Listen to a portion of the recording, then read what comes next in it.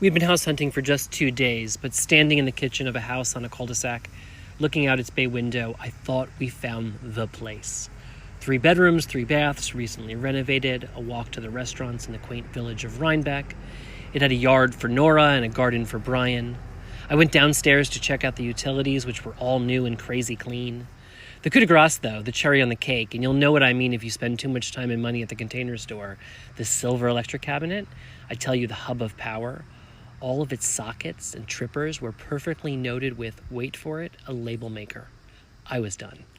I climbed back upstairs from the basement and found Brian tapping on his phone in the master bedroom, doing something else other than loving the house he was going to live in for the rest of his life.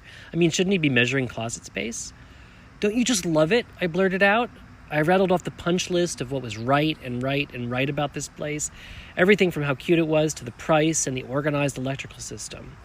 Brian put down his phone and nodded. Yes, it is all those things, Matt. But no, we should pass on it.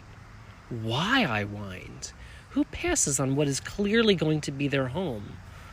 Well, for starters, he said, it's basically the house you grew up in Jersey.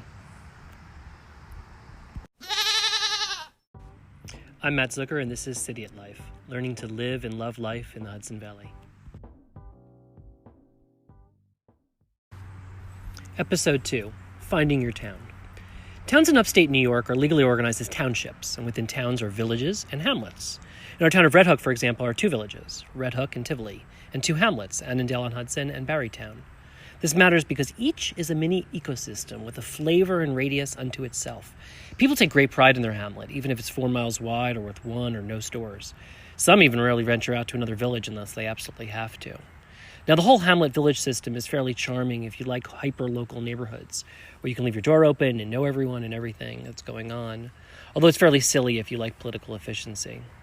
When we looked to move upstate, we thought we were looking for something else. We thought we wanted a modern house in a village, walking distance to the restaurants and stores. We thought it'd be for weekends. Instead, we ended up buying a 1847 house next to an orchard and 2 sheep and goat farms, a 10-minute drive from the village. And this is our main house, 4 to 5 days a week. So how do you find the right place? I will give you a step-by-step approach, which includes our special Cidiot formula called 1031. I'll put some show notes on the blog at cidiot.com. Okay, ready? Step 1, making sure. So it's so easy to rent a place by the week, the month, or even a season, so it's really worth confirming that you truly want to own a house. Test it out. One summer we rented in beautiful Ghent in Columbia County, and another summer we rented in charming Spencertown. Both rentals were great experiences, of course, including having guests over and seeing what a routine would be like. The only thing we didn't take seriously was the no-dog policy. In one rental, we hid our dog from the neighbors, and the other summer, we actually got caught and even evicted from the rental. We saw that probably we needed our own house. Step 2, making your first cut. Use distance. The next decision to make is distance from the city, in our case, New York. Having driven back and forth enough, we were honest with ourselves that 2 hours was the most we wanted to do each way. We know plenty of folks that go 2.5, 3, and even 4 hours, and they're fine with it, so this was definitely a personal decision. For us living on the west side of Manhattan, this narrowed the field to the counties of Dutchess, Putnam, Ulster, Orange counties, plus a few along the Connecticut border that technically aren't in the Hudson Valley, but you know what? They're charming, and we're intrigued by them anyway. We also decided that access to a train line was important since we had 1 car, and one of us might want to commute a bit for work and leave the other with the freedom to stay up. That helped narrow the list to counties and towns a little bit more. Step 3, the official Cidiot filter formula, 1031. To filter down from good to great town options, we used this 1031 formula. Here's how it works.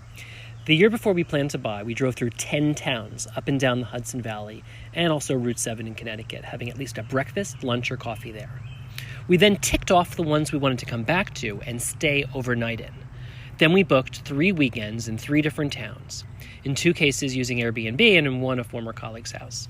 If none of those had been it, or the right ones, we would have done another round of 3 towns from the big list. When you think you found your town, though, the one comes in handy. Ours was Rhinebeck. So we rented 1 place for several weekends the following summer in that town. For us, it was the best way to make sure. Do you like the restaurants, the food shopping? Is there stuff to do at night or on the weekends? Do you see people? Do you like them? Are they talking to you or ignoring you?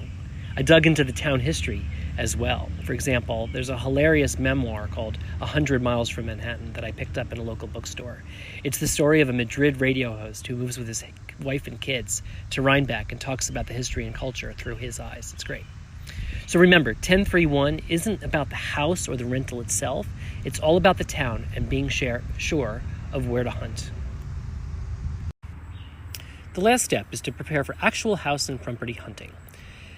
The issues here are 2 levels, emotional and practical. First, emotional. Do you want space, the valley, the mountains, the woods? Do you want to be near the river? Do you like animals? Do you not like animals? Do you fancy prestige? Do you like quiet prestige? What about isolation and privacy? Do you want it or do you not? Then the more practical, cost, taxes, transportation, stuff to do. We gave up on modern when we realized how few modern houses there were and you'd have to build one, which we weren't willing to do. We found that being near a college is good for theater, gym, and services. That's the kind of practical stuff to figure out. Price range is tricky. You can afford what you can afford, but the choices on upkeep and renovation matter. There's a lot of inventory at the bottom of the market, but we'd have to sink in a lot more money to fix it up. There's a lot of the super luxury tier, but we couldn't really do that and didn't really want it. We focused our broker on a small house that we wouldn't have to stress about and that was in shape to move into, the middle market. Of course, the rules may guide you rather than you follow them exactly. During the weekends we hunted, we found there wasn't much inventory in this middle range or taste in Rhinebeck. Our broker suggested looking farther afield, 15 minutes north in Red Hook and Tivoli. We were skeptical of any tweak to our formula, but we followed her lead, and on one Sunday afternoon, we turned off the main road to find a little green farmhouse nestled on a creek. We walked in to find a living room with a potbelly fireplace and a stained glass window in the ceiling. It was clearly nothing like any place we had ever lived, and clearly a place we both desperately wanted to. Cidiot Life is produced on the Anchor platform. For more, visit cidiot.com and follow me on Twitter @MattZucker.